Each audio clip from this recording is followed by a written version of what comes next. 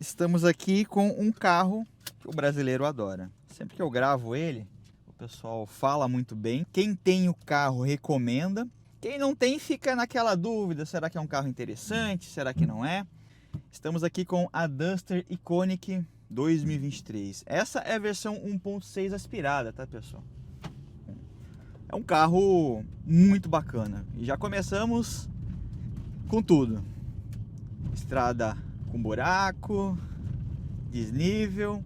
Vocês percebem que a suspensão é bem silenciosa, copia muito bem as irregularidades. E a gente já coloca ela à prova já nos primeiros segundos. Vamos dar uma aceleradinha. Ó. Vocês percebem que ela tem o câmbio CVT, então a saída dela, ela traz esse comportamento do CVT clássico. Vai levar a rotação lá em cima, vai sustentar ali na rotação na faixa ideal e vai ganhando velocidade progressivamente. Tem muita gente que não gosta, o brasileiro tem um certo pé atrás com o câmbio CVT, não pela confiabilidade, que é um conjunto bem confiável, mas pelo formato de funcionamento. O brasileiro gosta das trocas. O painel ele é um pouco simples demais, porém ele é bem funcional, ele tem aquilo que você precisa para o dia a dia. Ar automático digital, tem também aqui um bracinho para você encostar aqui no banco. A Renault tinha como objetivo transformar esse carro numa porta de entrada para Captur, mas desde que ela sofreu o facelift, a Renault acabou criando um próprio problema para si mesmo. A Duster vende mais que a Captur, já vendia antes, continuou vendendo mais desde o facelift, e quem vai sair de linha é essa aqui, ó. No final das contas, o substituído acabou substituindo quem era para ter ficado. Ó, vamos dar mais um pezinho? Ó. Vocês percebem que, por mais que tenha um ruído um pouco maior, ela é espertinha, tá, pessoal? Ela tem um desempenho bacana.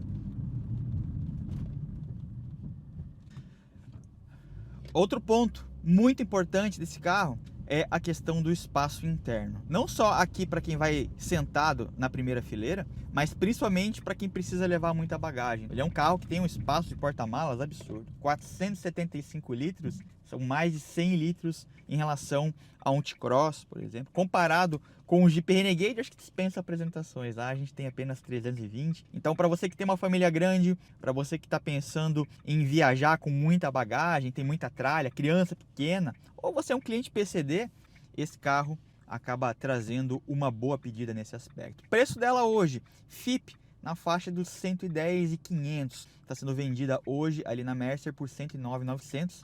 O telefone da Mercer está na descrição. É um carro com um custo-benefício interessante, tendo em vista que tem um motor bacana. Não é o motor turbo que está todo mundo pedindo hoje em dia, mas em contrapartida ela é bem completinha. Visual externo, ele tem aquela proposta mais fora de estrada, mais aventureiro, com os apliques, ou seja, ela se destaca na rua. Multimídia com Android Auto e Apple CarPlay, área digital. Ela tem sistema de câmera 360. Não é bem câmera 360 porque ela não une e não tem o Bird Eye, mas ela tem as 4 câmeras, tá, pessoal? Então você consegue ver de forma individual cada um dos cantos do carro, algo que nessa faixa de preço nos concorrentes você não tem. Então na prática você está levando mais por menos. 109 mil reais, se eu não me engano, é o preço de um T-Cross Sense, um T-Cross de entrada. Acho que o T-Cross Sense está até mais caro. Então na prática, aqui você acaba trazendo um custo-benefício bem interessante. Além do facelift que esse carro recebeu em 2020, ele também sofreu uma atualização que o pessoal pediu bastante, que é a direção elétrica. Antes ele tinha direção eletro-hidráulica, que era um pouquinho mais firme, e agora a direção elétrica ela é bem macia, viu, pessoal? Acaba trazendo um conforto a mais. E ó, vocês percebem que aqui no uso do dia a dia dentro da cidade, ó, ela é bem confortável, bem suave. Se você não pisar muito fundo, tiver aqui andando já com o deslocamento natural do carro, fica com RPM ali na faixa dos 1.500, 1.600. Suavidade, silêncio, melhora também o consumo. A gente vai zerar depois ali o consumo para poder fazer uma média, para poder ter uma ideia. A gente gravou há muito tempo atrás um test drive com uma 4x4. Inclusive esse é um ponto onde a Renault peca. Os clientes e os fãs desse carro pedem até hoje uma versão atualizada daquela primeira versão 4x4, que inclusive é fabricada aqui no Brasil, mas ela é exportada, não é vendida. Não sei qual o motivo, não sei se tem alguma limitação, a questão de preço talvez. Se eles tivessem essas versões da forma que já tem, junto com uma 4x4, venderia ainda mais. Comparado com parte dos seus rivais, se a gente for pegar uma Tracker, o próprio T-Cross, Jeep Renegade, ela vende bem menos, né, pessoal?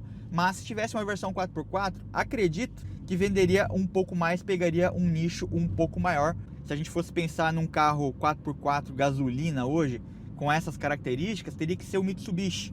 Só que o Mitsubishi, como todos sabem, custa muito caro, né? A gente gravou recentemente o Eclipse Cross, passa dos 220 mil reais, fica muito fora pelaquilo que o carro entrega. Não que o carro seja ruim, que a gente já testou, o carro é excelente, mas a Mitsubishi cobra um valor muito alto pelo seu produto. Então, na prática, o brasileiro está meio órfão de um carro 4x4 com um custo um pouco melhor de aquisição. Lembrando que hoje em dia não tem mais carro barato. Suspensão. Vocês perceberam que a gente iniciou o vídeo no paralelepípedo. Aqui a gente está com asfalto bem estragado, né, pessoal? Buraco, remendo. Suspensão ela é bem macia, ela é mais focada no conforto. Então, para você que mora num lugar mais esburacado, vai pegar ali um fora de estrada moderado. Lembrando que ela tem um ângulo de entrada e um vão livre absurdo, o maior da categoria.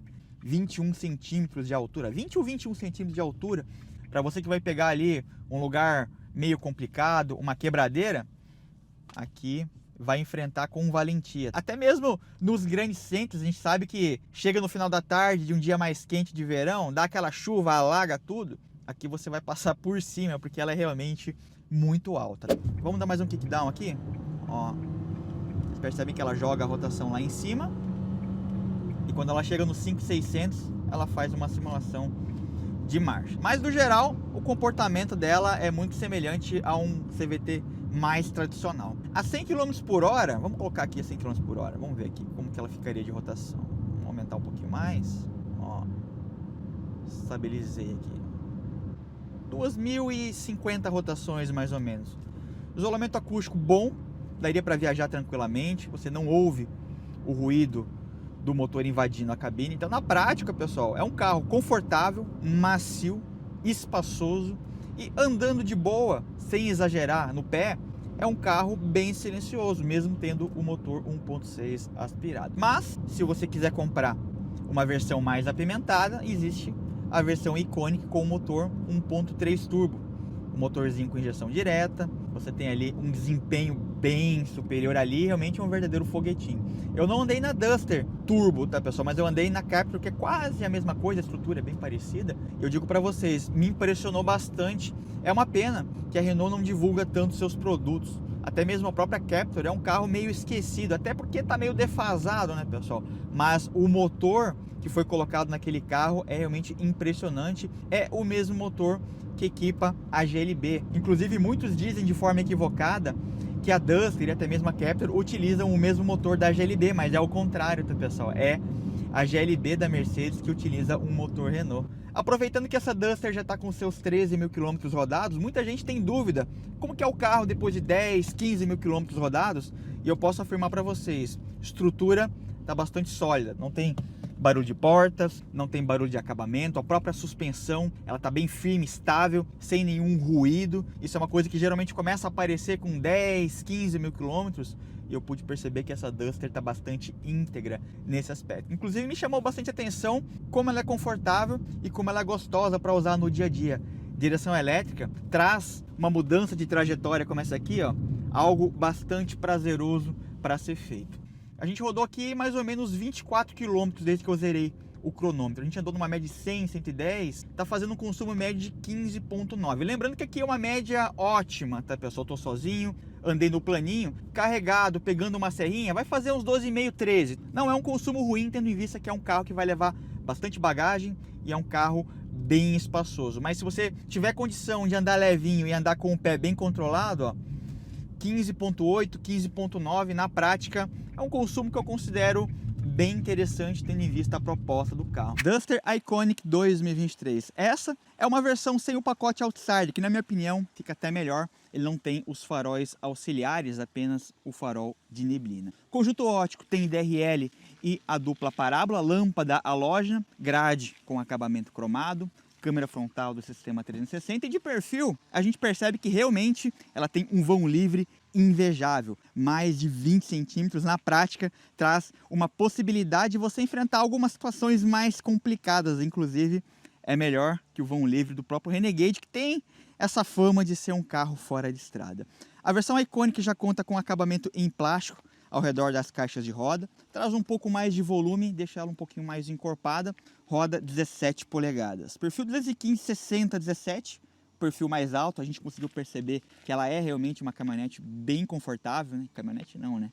Um SUV bem confortável, bem suave, a suspensão ajuda bastante, mas um pouco disso também é pela altura do pneu. Temos aqui o rack de teto funcional, ela tem chave de presença, inclusive se eu tivesse com a chave aqui no bolso, conforme a gente se afasta, ela iria fechar automaticamente. Na traseira temos um item polêmico, vocês sabem de onde que foi a inspiração, está ali na frente inclusive. O Jeep Renegade, não dá para dizer que não teve aqui, né, pessoal, uma cópia descarada. A lanterna em si não é feia, mas talvez a Renault poderia ter tido um cuidado um pouco maior, ter trazido algo mais original. Parte de baixo no plástico natural, sensor de isolamento, câmera de ré, 475 litros de espaço de porta-malas, banco bipartido, parte lateral em tecido, iluminação. O step, ele fica na parte de baixo, tá, pessoal? Tem muita gente que não gosta, é um step do tipo fininho, mas é uma coisa que acaba ganhando de um ponto e perdendo do outro, né? Você acaba tendo um espaço melhor aqui, mas em contrapartida, se tiver um dia de chuva, vai ter que molhar sua roupa para poder fazer a troca aí do seu pneu, se precisar. O acabamento interno também é muito bom. Ele traz aqui o banco perfurado, tem uns arremates, encosto de cabeça individual, não tem aqui o encosto de braço, mas o grande problema é que falta aqui uma saída de ar traseiro, até mesmo uma portinha USB, na questão de conectividade, ela é um pouco mais rústica. Portas do plástico, tá, pessoal? Tem o vidro elétrico, o espaço que a gente tem aqui, o banco da frente está ajustado para mim, 2 dedos mais ou menos, daria para levar uma pessoa até 1,80 m, daria, tá, pessoal? Acima disso, já ficaria bem no limite. Questão da cabeça aqui, tem o teto preto, tem alças PQP, tem iluminação, Isofix. Na prática, ele é um carro funcional, né, pessoal? É um carro que vai entregar aquilo que você imagina para um carro familiar. Portas aqui na frente já são um pouco melhores. Tem o plástico na parte superior, mas já ganha um tecido e o couro onde tem o contato com o corpo, inclusive considero uma porta bem bonita. Revisteiro fundo e a chave, vocês vão perceber que ela é diferente, olha que legal. Ela é uma chave no estilo cartão. Vou aproveitar para mostrar para vocês, ó. Vamos afastar do carro. Era para ter fechado, ó. Fechou.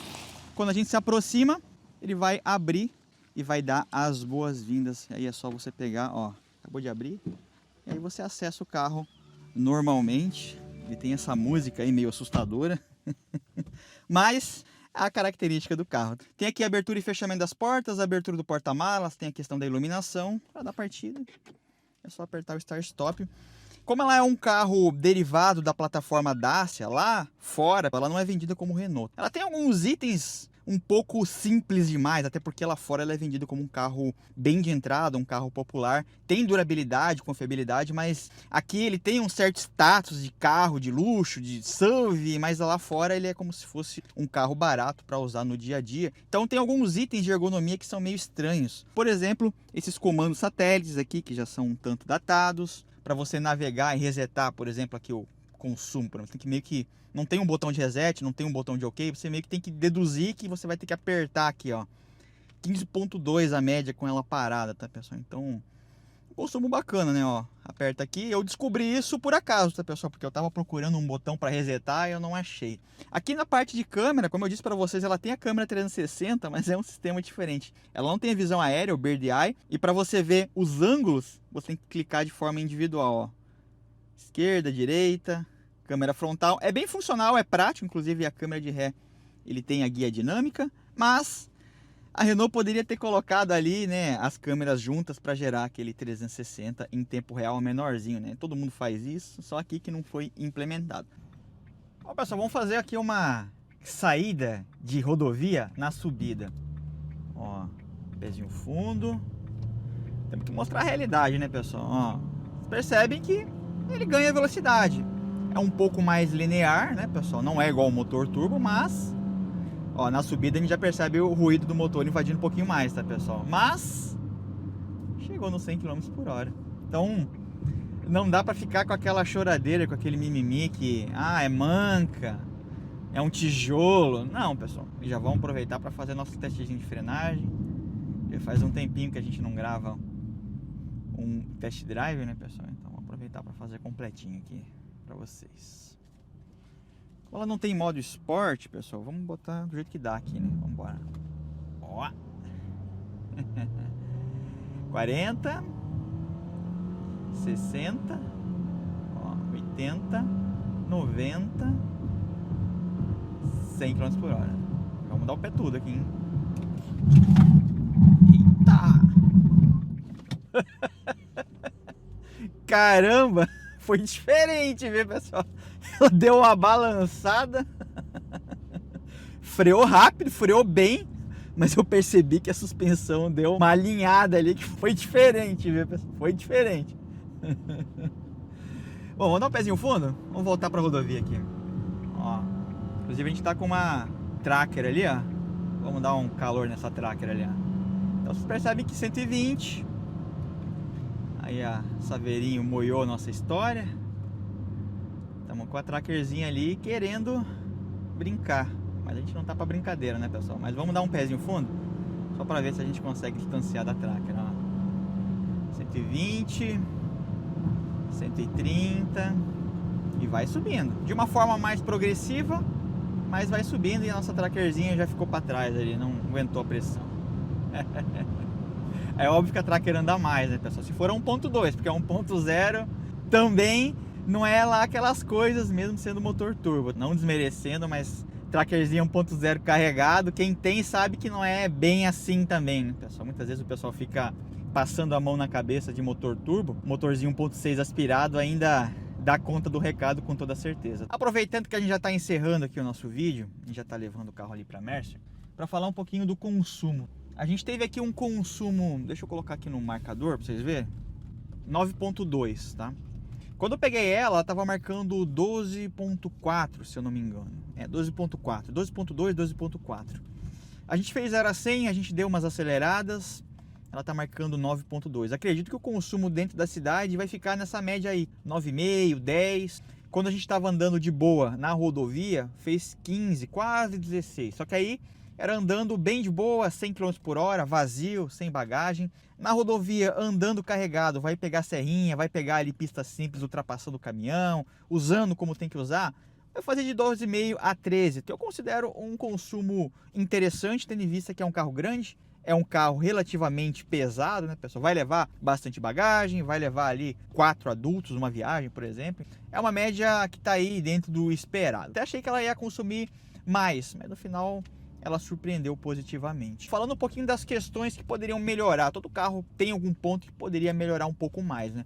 Eu acho que o painel é muito simples, ele é funcional, objetivo, parte de cômodo de bordo tem bastante informação interessante, a leitura dele também é bem facilitada, mas acho que poderia ter um painel um pouquinho mais incrementado. Ela é bem bonita por fora, o próprio acabamento geral, esse novo tabelier, bem moderno, né? Esse acabamento escovado, acho que esse painel é simples demais. Outro ponto, retrovisor fotocrômico. A gente sabe que esse é um carro com foco familiar, vai usar em viagens, viajar à noite, por exemplo, então o retrovisor fotocrômico faz toda a diferença. E o ponto principal, considero o pênalti desse carro, é que ele não tem 6 airbags, tá, pessoal? Ele tem apenas os 2 airbags frontais obrigatórios por lei. Ela também não tem controle de tração e estabilidade. Tem aqui, por exemplo, start-stop, tem detector de ponto cego, mas não tem controle de tração e estabilidade, o que eu considero algo um tanto estranho nos dias de hoje. Dá para usar o carro? Dá, mas ficou faltando um pequeno refino por parte da Renault. Eu tenho certeza que se tivesse esses itens e se tivesse uma versão 4x4, venderia muito bem, porque muitos são órfãos daquela versão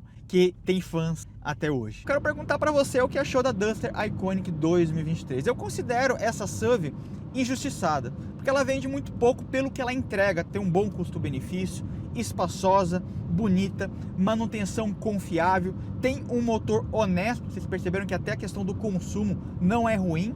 E é um carro bem confortável, é um carro com uma plataforma larga, dá para levar 4 adultos com muita tranquilidade, leva muita bagagem. Na prática, por R$109 mil, acaba sendo um preço bastante convidativo, tendo em vista que os carros zeros, nas mesmas características, hoje já passariam dos 130, 140 mil reais. Aqui você leva mais por menos. Antes de encerrar esse vídeo, quero agradecer a toda a equipe da Mercer Veículos, Thomas, Marcão. O telefone está passando aí na tela. Se você é de Joinville região, quer conhecer o carro, quer fazer um test drive ou algum outro carro seminovo que eles tenham no pátio, conversa com eles, são um pessoal muito bom de negócio. Muito obrigado a todos. João Carlos falou. Não esqueça do like, hein, pessoal, ou dislike. Se você não curtiu, se achou que faltou alguma coisa, pode deixar o dislike, mas se você curtiu, quer ajudar o Carro e Análise, deixa aquele like que ajuda demais.